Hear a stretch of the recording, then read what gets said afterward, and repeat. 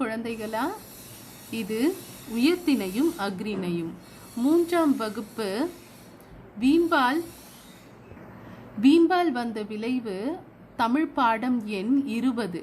அதாவது 3ஆம் வகுப்பு தமிழ் பாடம் எண் 20ஓட இலக்கணம் தான் இது. உயர்திணையும் அக்ரிணையும் 3ஆம் வகுப்போட தமிழ் பாடம் புத்தகத்தில் இருக்க தமிழ் பாடம் 20 வீம்பால் வந்த விளைவுக்கு அடுத்து வர இலக்கணம் தான் இது. நம்ம இதை தனியாக பார்க்கலாம். கேள்வி பதிலும் நான் தனியாகவே உங்களுக்காக வீடியோவை அப்லோட் பண்ணுறேன். ஏன்னா உயர்திணை அக்ரிணை. எழிலி, அப்பா அப்பா இங்கே வாங்க, அந்த பூனையை பாருங்க, காலெல்லாம் ஒரே சேரு, அந்த சேற்று காலோட நம்ம வீட்டுக்குள்ளும் வந்திருக்கு. அப்பா, அட ஆமா, எங்கே இருந்து சேற்றை பூசிக்கொண்டு வந்ததுன்னு அட ஆமா, எங்கே இருந்து சேற்றை பூசிக்கொண்டு வந்ததுன்னு தெரியலையே. எழிலி, என்னப்பா இது, தரையில என்ன இருக்குன்னு இந்த பூனைக்கு தெரியாதா?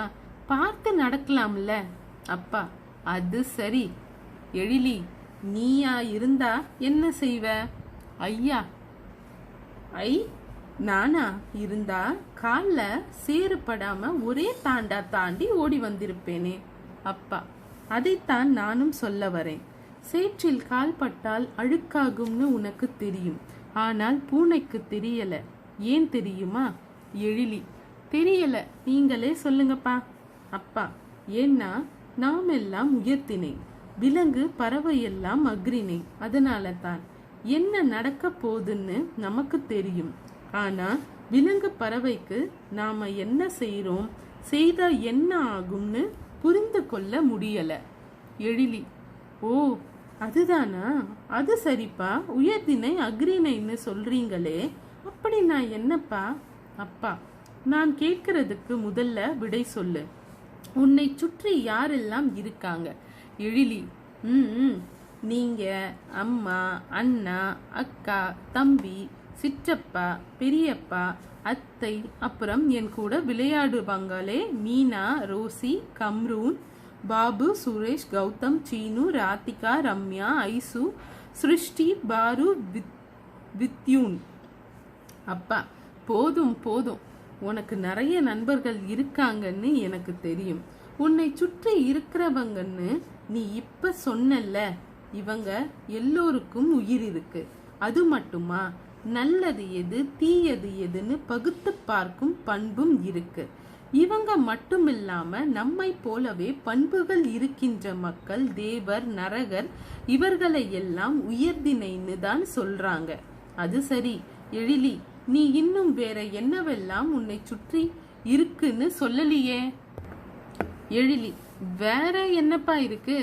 அப்பா, இதோ இந்த நாற்காலி, மேசை, குடம், மின்விசிறி, புத்தகம், இது மட்டுமல்லாம பூனை, நாய், மாடு, ஆடு முதலான விலங்குகள், கோழி, காகம், குயில், மயில், கிளி முதலான பறவைகள் அப்படின்னு நிறைய பார்க்கிறாயல்லவா?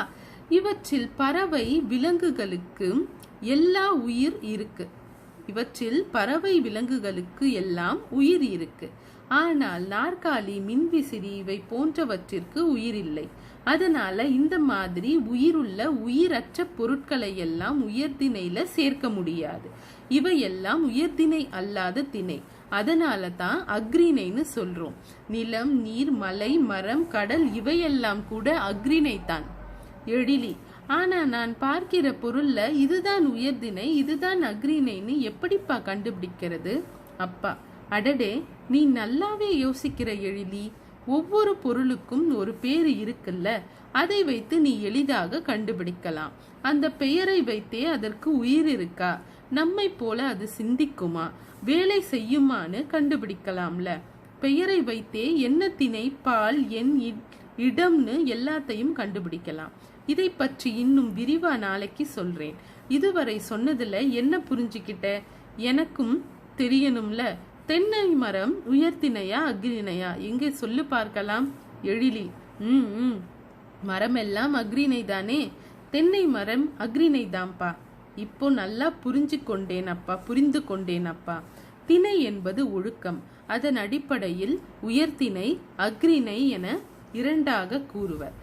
உயர்திணை அக்ரிணை என்றால் என்ன? உயர்திணை அப்படின்னா யோசிக்கிற சிந்திக்கிற ஆற்றல் இருக்க எல்லா உயிர்களும் உயர்திணை தான். எது நல்லது எது கெட்டது, இது செய்யலாமா செய்யக்கூடாதா, இத மாதிரி விஷயங்கள் செய்யறதுனால அடுத்தவங்களுக்கு ஏதாவது பாதிப்பு இருக்குமா இல்ல எனக்கு பாதிப்பு ஏதாவது இருக்குமான்னு எல்லாத்தையும் சிந்திச்சு செயல்படுற உயிரினங்கள் எல்லாமே உயர்திணை. அதாவது மனுஷனுக்கு தான் அந்த சிந்திக்கும் ஆற்றலை கடவுள் கொடுத்திருக்கார். அக்ரிணைனா என்னன்னா பறவைகள் விலங்குகள், அதாவது மனுஷனை போல சிந்திக்க இயலாத உயிருள்ள பறவைகள் விலங்குகள் மற்றும் உயிரற்ற பொருட்கள் அக்ரிணைன்னு சொல்றோம். சிந்திக்க தெரியாத உயிருள்ள பொருட்களான பறவைகள் விலங்குகள் ஊர்வன பரப்பன எல்லாமே, அது மட்டும் இல்ல உயிர் இல்லாத மேசை நாற்காலி இதெல்லாம் கூட அக்ரிணை வகையை தான் சேரும். ஓகேவா குட்டீஸ்? அக்ரிணை திணைனா ஒழுக்கம்னு அர்த்தம், பண்புன்னு அர்த்தம். திணைனா யோசிக்கிற ஆற்றல் தான் திணை. எது சரி எது தப்புன்னு யோசிக்கிற ஆற்றல் தான் அந்த ஆற்றல் இருக்கிறவங்க உயர்திணை. அந்த ஆற்றல் இல்லாத உயிருள்ள விலங்குகள் பறவைகளும் உயிரற்ற மேசை நாற்காலி போன்ற பொருட்களும் அக்ரிணை தான். ஓகே குட்டீஸ், உங்களுக்கு பேசிக்கா புரிஞ்சுக்கோங்க. போக போக இது பத்தின விரிவான விஷயங்களை படிப்பீங்க. எது உயர்திணை எது அக்ரிணை பிரித்து அறிவோமா? இதுல எதெல்லாம் உயர்திணை எதெல்லாம் அக்ரிணைன்னு நம்ம பிரிச்சு எழுதணும். நான் ஆல்ரெடி உங்களுக்காக எழுதி வச்சிருக்கேன், நீங்க ஜஸ்ட் நோட் பண்ணிக்கோங்க. உயர்திணை முருகன், செல்வி, குழந்தை, சிறுமியர், சிறுவர். முருகன், செல்வி, குழந்தை, சிறுமியர், சிறுவர் இதெல்லாம் உயர்திணை. நான் ஸ்கிரீனை ஒரு 2 நிமிஷம் நிறுத்துறேன், நீங்க பொறுமையா நோட் பண்ணிக்கோங்க. அடுத்து அக்ரிணை. வாளி,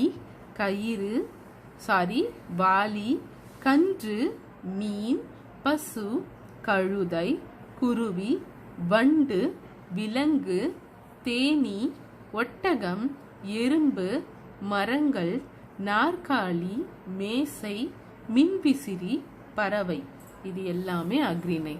உயர்திணை நோட் பண்ணிக்கிட்டீங்களா? நான் ஒரு நிமிஷம் ஸ்கிரீனை ஸ்டாப் பண்றேன். அக்ரிணை நோட் பண்ணிக்கிட்டீங்களா?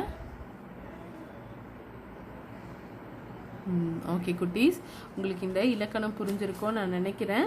எழிலி சொல்ற அப்பா கிட்ட, அப்பா நம்ம வீட்டுக்குள்ள ஒரு பூனை வந்துருச்சு, அந்த பூனை காலில் சேரை மிதிச்சுட்டு வந்துருச்சு, சேரை போய் யாராவது மிதிப்பாங்களாப்பான்னு அப்படின்னு கேட்குறா. உடனே அப்பா சொல்றாரு, அதுக்கு யோசனை இல்லடா, அதுக்கு சிந்திக்கும் ஆற்றல் கிடையாது. சேரை மிதிச்சா கால் அழுக்காகும், அதை தாண்டி தான் போகணுன்ற சிந்திக்கிற ஆற்றல் கிடையாது, அது அக்ரிணை ஆச்சு அப்படின்னு சொல்றார். உடனே எழிலி, என்னப்பா அக்ரிணைனா என்னப்பா அப்படின்னா, உயர்திணைனா என்ன அக்ரிணைனா என்னன்னு நம்ம எழிலிக்கு அவங்க அப்பா விளக்கமா சொல்றாரு. எது நல்லது எது கெட்டதுன்னு சிந்திக்கக்கூடிய ஆற்றல் கொண்ட உயிரினங்கள் எல்லாம் உயர்திணை மனுஷங்க. ஓகேவா? சிறுவர், சிறுமியர், பெரியவர், குழந்தை, ஒரு பேர் சொல்றது, ஆண் பேரோ ஆண் பாலோ பெண் பாலோ இவங்கெல்லாம் சொல்றது மனுஷனை குறிக்கிற எல்லாமே உயர்திணை. சிந்திக்கிற ஆற்றல் இல்லாத உயிருள்ள பொருட்கள், அதாவது விலங்குகள், பறவைகள், ஊர்வன இது எல்லாமே அக்ரிணையை சேரும். உயிரற்ற பொருட்களும் அக்ரிணையை தான் சேரும். திணை என்றால் ஒழுக்கம் என்று அர்த்தம். ஓகேவா குட்டீஸ்?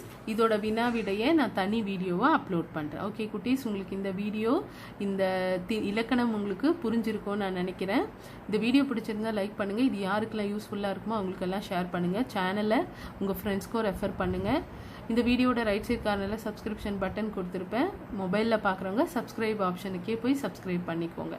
அடுத்த வீடியோவில் அடுத்த லெசனோட நான் உங்களை பார்க்குறேன். பாய் குட்டீஸ்.